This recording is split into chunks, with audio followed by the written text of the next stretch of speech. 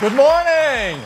Earlier this week, Apple kicked off WWDC17 with its annual keynote, which it used, of course, to talk about all the latest software as well as some new hardware updates. Now, we're doing kind of an abbreviated version here for those of you that don't have the time or the want to sit through 2 hours and 20 minutes of a video or keynote. So, here we go. Let's start off with the fact that Apple had 6 announcements. 4 of those announcements covered Apple's 4 software platforms, those being tvOS, watchOS, macOS, and iOS. The last 2 announcements were a little bit of a surprise, so we'll cover those as well. But let's start with tvOS. Of course, that's what powers Apple TV. And the big announcement here was Amazon Prime Video is coming to Apple TV.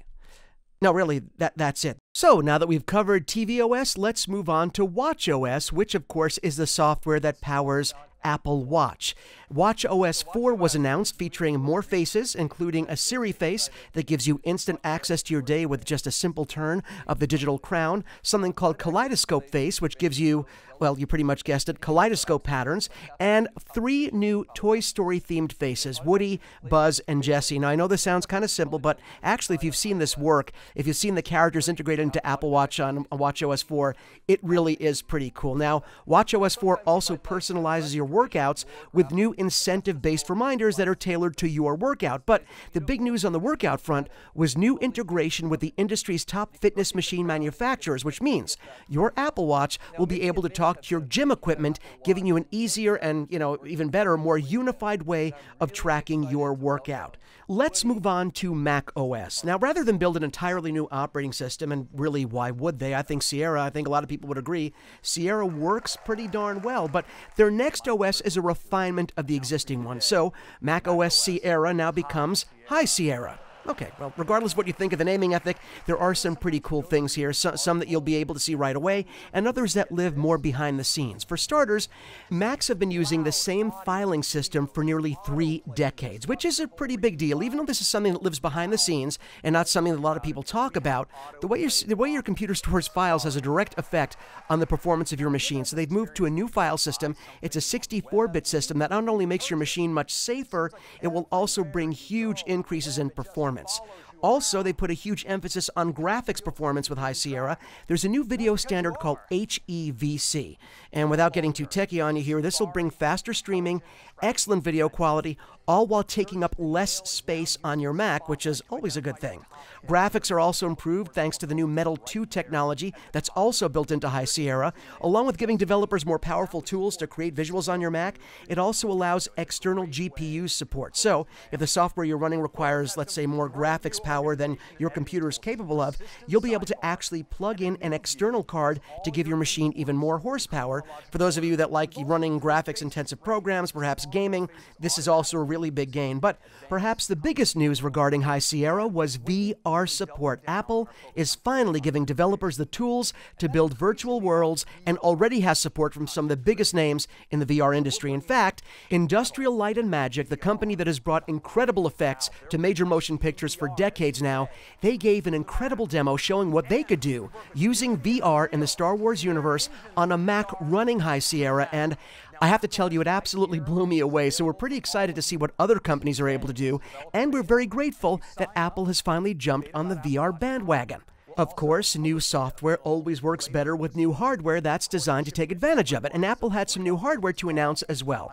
First, the MacBook and MacBook Pro line will now be able to be configured with Intel's 7th generation processor called Kaby Lake, which means better performance across the board, better battery management, all that stuff, and those same processors also made their way to the iMac lineup. Of course, the iMac saw even more improvements with more powerful graphics chips. All iMacs received a boost in their maximum RAM. The 21-inch iMac with Retina display now gets a standard Fusion drive, as do all the 27-inch models, and of course they also get a little bit of a price drop, which is a bonus if you don't have one yet. Lastly, there's the iMac Pro, which Apple is calling the most powerful Mac, not the most powerful iMac, the most powerful Mac ever made, featuring up to 18 cores, up to 128 gigabytes of RAM, Radeon Pro Vega graphics card. I mean, this machine is designed for the hardcore user with prices starting at $5,000. Yes, you heard that right, $5,000. The odd part? Apple had absolutely nothing to say about the Mac Pro or the Mac Mini, two products that have always been a huge part of the Mac family. So let's hope they're saving those announcements for another event, and I make sure I won't keep my fingers crossed too hard there.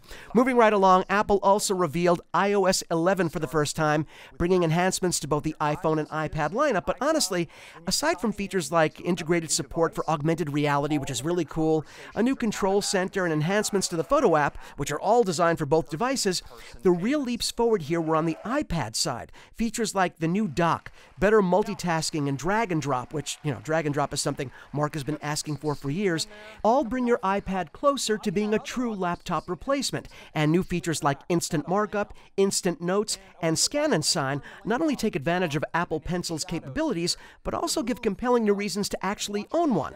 Now, Mark has downloaded the iOS 11 beta, so stay tuned for his hands-on thoughts, and God willing, if he gives me a good report, I might even download the beta myself and give you some of my thoughts. So, we are down to the last two announcements. The first is a new iPad Pro. First of all, it's bigger. The screen is now 10.5 inches, up from 9.7 inches. Now, we thought this was going to be achieved by keeping the same form factor and maybe stretching the screen from edge to edge, but we think there's a certain new iPhone coming out that they're going to do that on first. So in this case, they actually did make the form factor slightly larger, which means you will not be able to use the same cases and covers that you use on the current iPad Pro.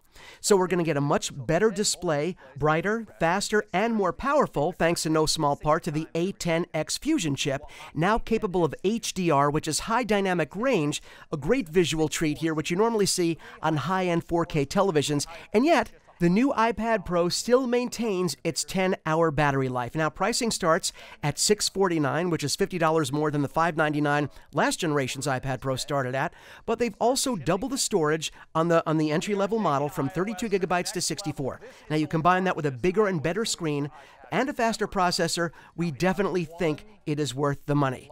And this brings us to the last announcement for WWDC17, and that was the speaker that everyone was talking about. Now, leading up to this event, we'd heard a lot of rumors about Apple designing a speaker to compete with Amazon's Echo line with built-in Alexa, and of course, Google Home and their speakers. We'd heard a lot about Apple designing a speaker with a built-in screen. Now, the built-in screen didn't actually happen, and that's really fine. But they did bring us a speaker, and that speaker was not called iSpeaker. It was not even called Apple Speaker. It is called HomePod. I don't even want to get into the name. We'll talk about that at another date. But HomePod, as they told us at the keynote, is all about experiencing your music. It's a higher-end speaker, which comes at a higher price point. We're talking $349. That's all about the sound. Now, not only does it have 6 microphones built in to be able to hear your voice even above the music when you want to ask Siri to play something for you. It has 7 tweeters built into it. It has a built-in subwoofer. It has an A8 processor. It can even read the room around it. It can read its environment to give you sound quality and a sound experience that's tailored to the room that it's in.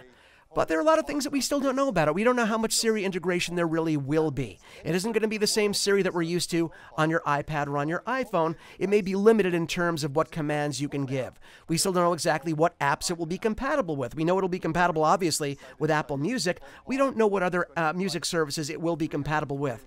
It does have on the top, although it's lacking a screen, kind of like both Alexa and Google Home, it does have a little bit of a circle on the top that gives you multiple lights to let you know when the speaker hears you. So it does have a little screen in that respect, but certainly not the kind of interactive screen we were told about or hoping for. So there you go. There you go. You have the entire keynote in just over 10 minutes. If you enjoyed this video, please feel free to give us a thumbs up. If you'd like to see more of these or maybe get some more hands-on or overviews of other events and other products, please let us know with a comment below. And of course, as always, please do subscribe, because not only does it help us bring you these great videos, it also makes you eligible for all of our giveaways, including the Beats X headphones. So we hope you enjoyed this, and we'll see you on the next one.